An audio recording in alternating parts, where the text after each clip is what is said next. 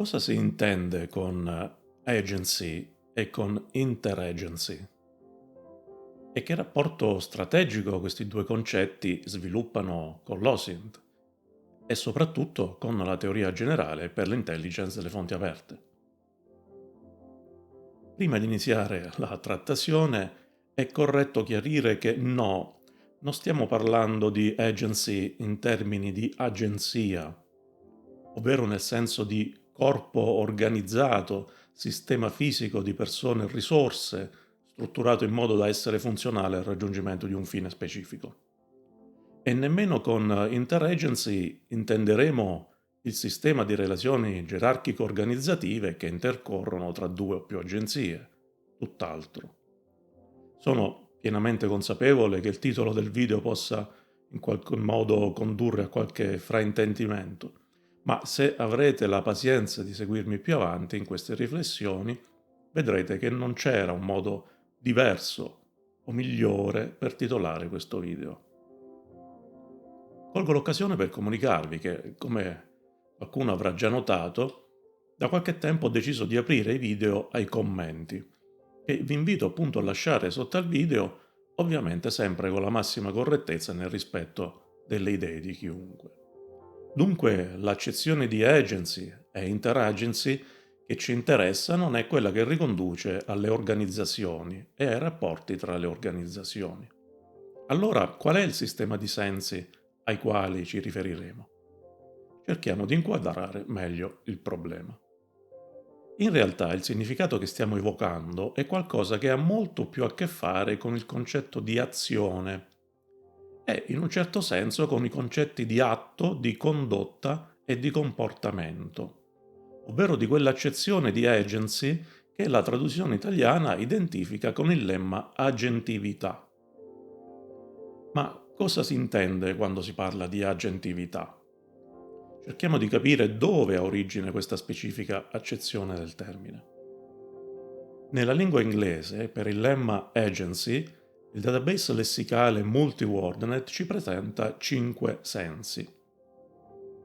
La maggior parte di questi fanno riferimento alle eccezioni comuni del termine, ovvero agency come agenzia amministrativa, per lo più di natura pubblica, ad esempio l'Agenzia delle Entrate, oppure agency nel senso di ufficio locale alle dipendenze di una organizzazione con competenza territoriale più ampia, oppure ancora nel senso di servizio e attività di rappresentanza esercitata dietro un'autorizzazione o delega di un titolare, ad esempio l'agente assicurativo, l'agente teatrale e così via.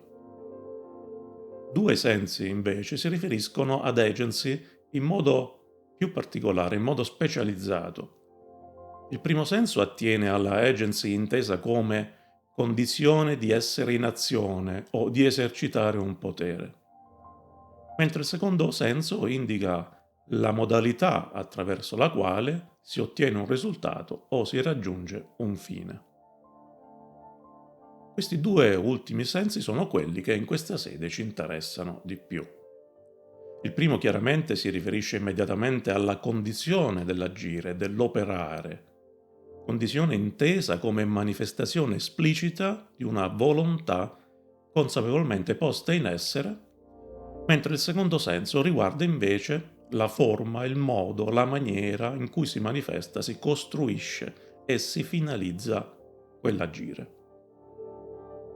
È interessante notare come la traduzione italiana di agency, agentività, trovi una occorrenza addirittura all'interno del lemma volontà e decisione del dizionario Treccani di medicina, e definisce l'agentività come la sensazione che una determinata azione abbia causato un particolare evento esterno, ovvero, in altre parole, come l'oggettivazione di un nesso causale tra un evento e un'azione consapevolmente realizzata per originarlo, o influenzarlo, o modificarlo.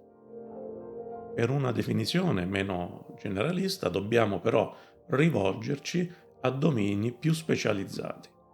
In questo caso faremo ricorso a quello della neuropsicologia e delle neuroscienze cognitive. anche se concetti come agente, agentività, agire, azione sono ampiamente presenti in molte altre discipline, prime tra tutte la filosofia. Ad ogni modo, proviamo ad approfondire questi concetti attraverso il recente volume Far capitare le cose, pensiero e azione nelle neuroscienze cognitive di Michela Balconi, edito da Il Mulino. Già dalla quarta di copertina del volume, Michela Balconi ci allerta su due fatti fondamentali. Il primo è che l'agentività, è una competenza attraverso la quale abbiamo la possibilità di indirizzare il nostro comportamento. E il secondo che attraverso questa competenza, attraverso questa agentività, siamo in grado di intervenire in una certa misura sulla realtà, facendo accadere cose, ovvero dando origine ad eventi e pertanto, nota mia, anche a conseguenze e responsabilità. Più nello specifico, Michela Balconi definisce l'agentività personale come la facoltà di generare azioni mirate a determinati scopi. Attraverso questa facoltà gli individui sono dunque in grado di definire la loro realtà psicosociale. Inoltre, la Balconi, leggo testualmente, dice: determinanti per il senso di agentività appaiono essere alcune proprietà che ne caratterizzano la natura intrinseca. Da un lato la consapevolezza degli obiettivi, delle intenzioni sottostanti all'agire, dal lato la consapevolezza dei movimenti, la sensazione di essere attivi e propositivi, da cui discende la rappresentazione di sforzo mentale, di iniziare un'azione e di controllo, così come di autorevolezza complessiva dell'agente nella sua esecuzione. Dunque, quali sono i comportamenti di base che caratterizzano l'agentività, la agency, così come finora definita? In primo luogo, appunto, l'avere cognizione di intenzioni e obiettivi. In secondo luogo, l'avviare azioni volontarie esplicitamente finalizzate al raggiungimento di quegli obiettivi. E infine il fatto di sviluppare una rappresentazione di sé in quanto appunto agente, e cioè autorevolezza. Bene, dopo questa breve disamina è finalmente il momento di domandarci che c'entra questa concettualizzazione dell'agentività con l'OSINT. Anzi, meglio, che c'entra con la teoria generale per l'intelligence delle fonti aperte. La risposta in effetti è semplice, anche se le implicazioni che la seguono sono tutt'altro che banali. Se diamo per assunto che secondo la teoria generale tutto in OSINT è definibile in termini di fonte, o meglio, che tutto ciò che in OSINT è una fonte possiede i tre famosi sottosistemi declinati nella teoria generale, cioè quello mnestico, quello narrativo e quello socio-relazionale, allora appare chiaro come l'agentività sia un'altra proprietà fondamentale da considerare nelle fasi di validazione della fonte.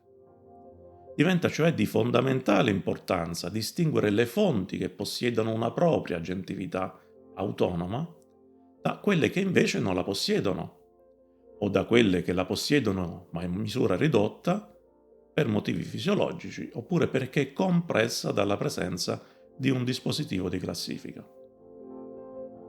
All'interno di un network di fonti aperte, ad esempio, un libro o qualsiasi altra forma di supporto documentale certamente non possiederà alcun tipo di agentività.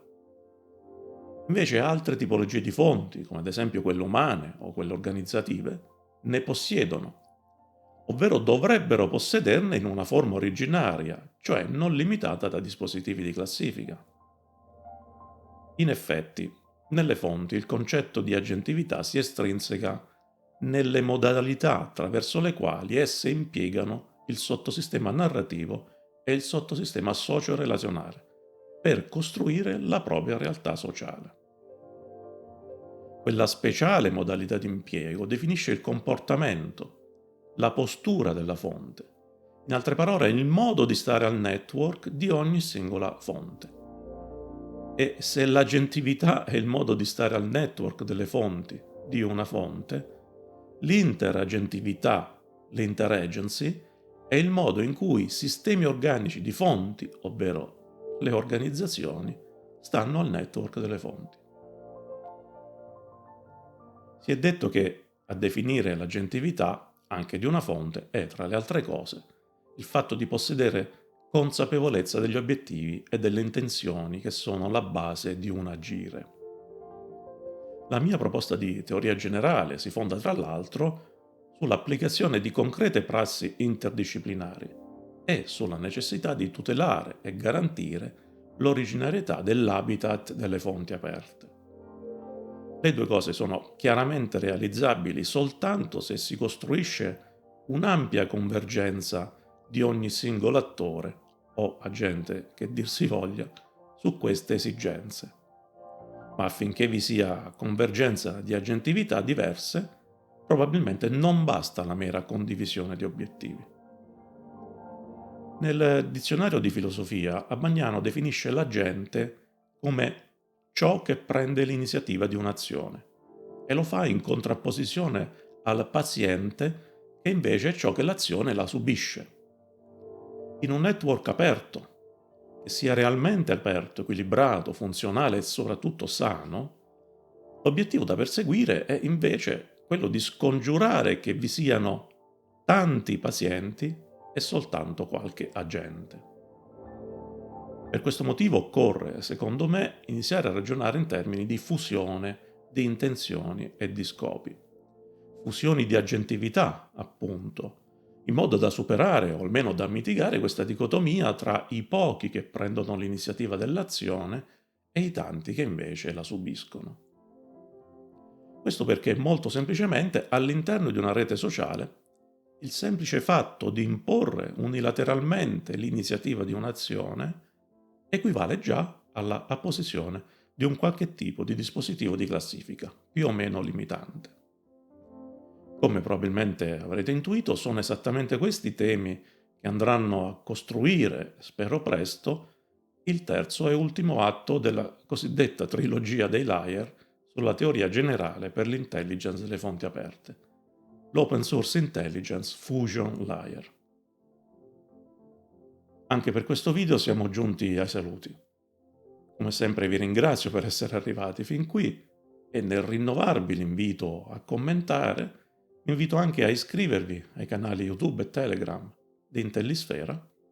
Questo vi permetterà di restare aggiornati sui prossimi video e di supportare questo progetto sulla teoria generale per l'intelligence delle fonti aperte.